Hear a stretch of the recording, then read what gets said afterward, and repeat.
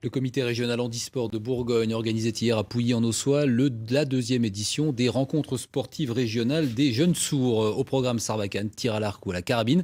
Alors que la tendance est plutôt aujourd'hui à l'intégration des enfants handicapés dans des établissements ordinaires, François Desraux et Daniel Vaccin ont voulu connaître le pourquoi de cette organisation. Appareil à l'oreille, le regard pointé sur la cible, les sportifs du jour travaillent la précision. Depuis 2 heures, Jonathan enchaîne les épreuves en tout genre. Le jeu avec les cerceaux, d'accord. Le tir à l'arc.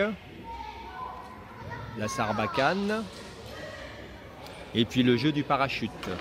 Le contexte ici est idéal pour réaliser de bonnes performances. Une réussite pas toujours au rendez-vous lors des activités sportives à l'école avec les entendants. Si votre entraîneur vous donne des consignes, s'il ne connaît pas le langage des signes, l'enfant ne comprendra jamais rien.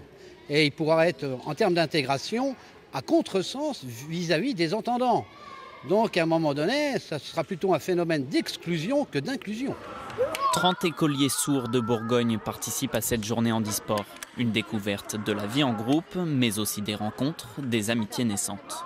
J'aime bien faire un handisport avec les sourds, comme ça. Pourquoi ?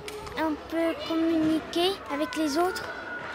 Les enfants peuvent voir qu'ils ne sont pas tout seuls au niveau de leur école et qu'il existe d'autres sourds et d'autres enfants qui vivent le même handicap.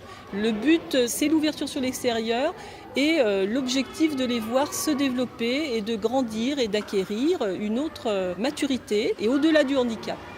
L'an prochain, pour la 3e édition, le comité handisport Bourgogne espère aller plus loin.